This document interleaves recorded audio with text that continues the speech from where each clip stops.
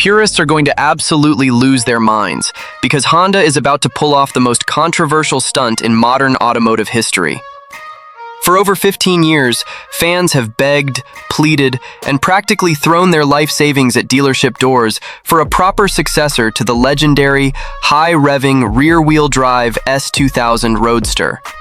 Instead, a massive shift inside Tokyo headquarters has triggered a complete visual and mechanical redesign of the iconic nameplate, aiming a direct, high-powered weapon right at the heart of the luxury performance market.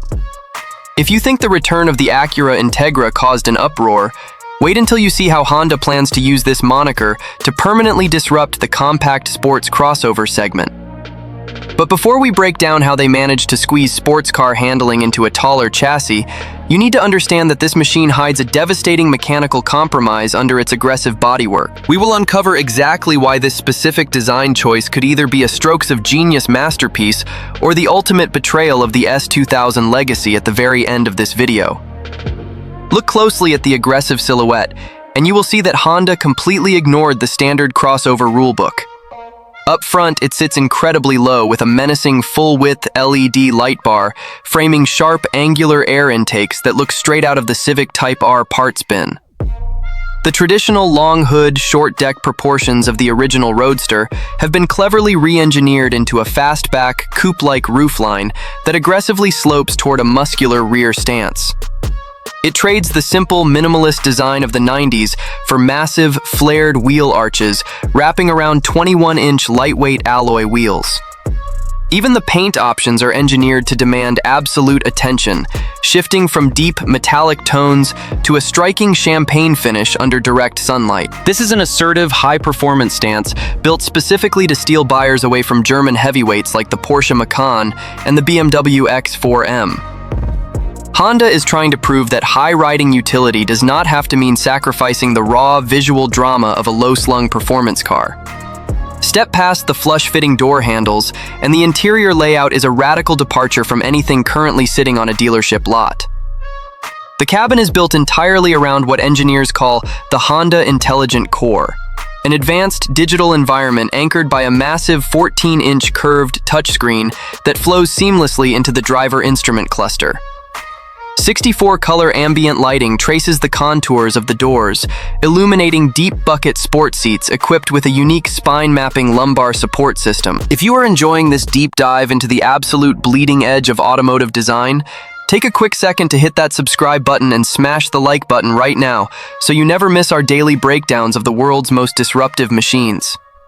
Once you are locked into those track-ready seats, the real magic happens beneath the sheet metal. To make an SUV worthy of a badge that stood for pure driving perfection, engineers deployed an ultra-stiff, reinforced chassis architecture paired with an adaptive magnetic dampening system. This setup constantly monitors the road surface up to 1,000 times per second, keeping body roll practically non-existent when diving into hard corners.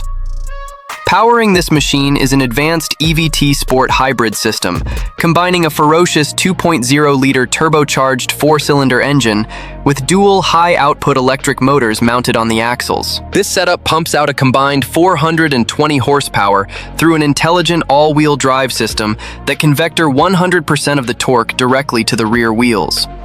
It launches from 0 to 60 miles per hour in a blistering 3.8 seconds, screaming all the way to a shockingly high redline that echoes the spirit of the original naturally aspirated VTEC Masterclass. Yet for all its blistering speed and high-tech cabin luxury, this vehicle is hiding the exact fatal flaw we warned you about earlier, and it sits directly inside the drivetrain management software.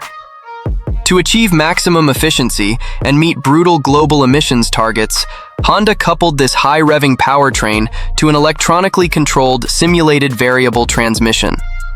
There is no physical manual shifter, and there is no dual-clutch gearbox. Instead, artificial shifting algorithms attempt to mimic the mechanical gear changes of a traditional transmission. For a badge that built its entire cult following on crisp, mechanical, short-throw manual shifts and analog driver connection, relying on digital simulation to recreate driving emotion is an incredibly massive gamble. It means the true soul of the car is entirely dependent on software code rather than pure mechanical harmony.